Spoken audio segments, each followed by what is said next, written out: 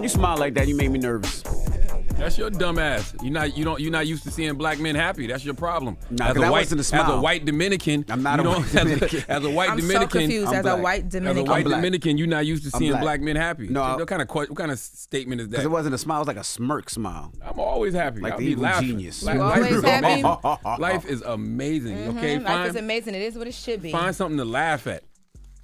All right, I look in here. I look at your beard, and I chuckle every single time. Right, Lauren? Don't agree with him. Don't you do it. Don't you do it. Because you know what's coming next. I'm out of this. All right, Jess with the mess with Lauren LaRosa. Let's go. This. So we have a Breakfast Club exclusive. Shout out to our producer, Taylor Made It. Never heard of her. Why you always hating? See, that's what I said. The next story that I'm exclusively break up here is how he really hates and doesn't see black women. That's my number one op, first of all. I'm sure black women are your op. No, Taylor's my number one op. We know. We know. God. You didn't have. You A didn't hairdresser is your number one op. How about that? How about that? A curling iron is your number one op. I'm trying to tell you. Okay. Oh, and you drop a bomb for him, huh? Yeah, they playing with you. Don't they be playing with you? Being violent, putting them type of things on me. You like being things putting violently on you, and then In you're him. so Go ahead. yeah, right. So anyway, Taylor Made It. She attended an event last night in Brooklyn. Issa Rae held an event called Via Rae Presents. Via Rae is Issa Rae's sparkling wine company. So Issa does this thing where she sits down in conversation, and you drink wine, and it's like cute. She brings out friends. She brought out a comedian Little Rel, Law Roach, Erica Alexander last night. But last night she also addressed the Amanda Seales stuff, which I have never heard Issa publicly speak about. So I want us to take a listen. The first thing they got into was just in general, and she doesn't say her name in this clip, but I'm going to come back in and tell you why we know she's talking about Amanda Seales. Just in general, people that Issa would not work with again. Person that I would never work with again. I mean, anybody who's gone on the podcast and talk about me,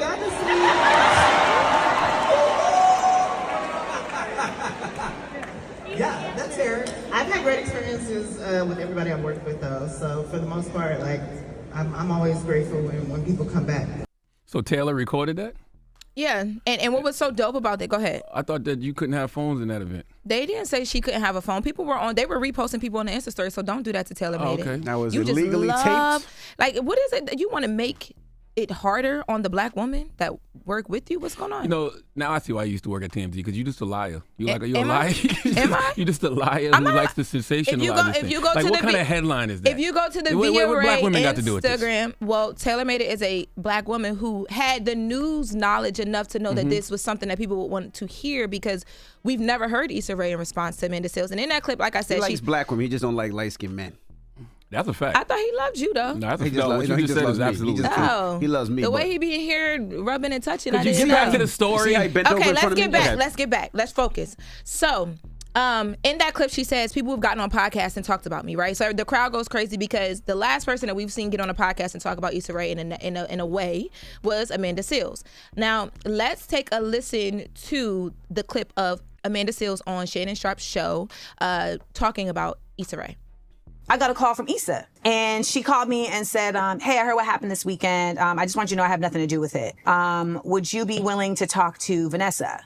So I've never talked about this publicly because it has always been incredibly important to me to protect Issa, because I know that Issa is doing something within this business that so few people get to do. And it's not something I desire to do. However, there's just been enough instances at this point where I should have been protected by Issa and I wasn't. And one of my biggest problems that we have discussed several times in this interview is that I think people are going to show up for me the way I show up for them. And now it's at a point where my protecting of Issa has become turned on to me and something that people are using against me. There's a whole narrative that is completely false that people keep spinning. They keep saying, that I'm this mean girl on this set, that I harmed these people on this set. How can I be a mean girl on a set that ain't my set? Now, people did take that whole whatever happened on that Insecure set, and they did turn it on Amanda Seales. And I think a big part of that is because a lot of people feel like in that situation, Amanda had to be the problem because you don't hear a lot of people speak ill of Issa. And also there weren't too many other issues that came off of that set. And it's right, Amanda Seales has the right to defend herself and say that is not true. But then she goes on to say some other things and talk about the Emmys party, which has always been an issue, where Amanda Seales got kicked out of a Black Emmys party, and it was low-key felt like she was throwing it and saying it was Issa's fault because Issa's publicist was at the hem of this. So Issa Rae also addressed this. Let's take a listen to Issa Rae addressing this. You know what's crazy about that whole Emmys thing is I wasn't even there. I was in New York and I found out the next morning like everybody else.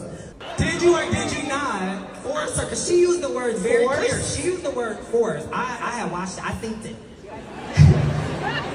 I wanted two adults to, have a conversation and mend a relationship. Two adults who didn't like each other, and it didn't work out, and we got back to work.